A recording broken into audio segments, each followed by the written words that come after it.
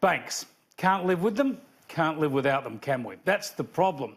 They have us where they want us because it's very difficult to shift all your finances and loans from one bank to the other. So we tend just to be screwed over time and again. We know there's hardly been a time in our history, save perhaps when Labor tried to nationalise them back in the post-war years, that the banks have been under more scrutiny.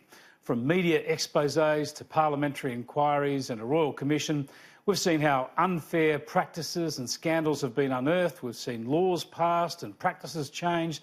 There's been no shortage of debate, discussion, even apologies from the banks and promises, of course. But to what end? Are consumers any better off? Have the banks changed their ways? It seems not. A telling study in the Australian newspaper this morning had a look at how the banks are gaming interest rate changes over the past decade. And the major banks, because of this, are siphoning off an extra $14 billion a year compared to what would have happened if they simply followed the official cash rate changes. In other words, if the banks passed on the full interest rate cuts to customers, there's $14 billion a year that would be in the pockets of mortgage holders, but instead is boosting the bank's coffers. Now, it goes like this. Have a look at these numbers for you. Since 2011, official rates have been cut by a total of 4%, but variable mortgage rates have fallen by less than three-quarters of that, just under 3%. Importantly, at the same time, banks have pushed the rates paid to depositors down by at least the official cash rate drop. So what's happened over the past decade with bank margins on mortgages is extraordinary, according to this analysis. Before the global financial crisis, the margin was 2%.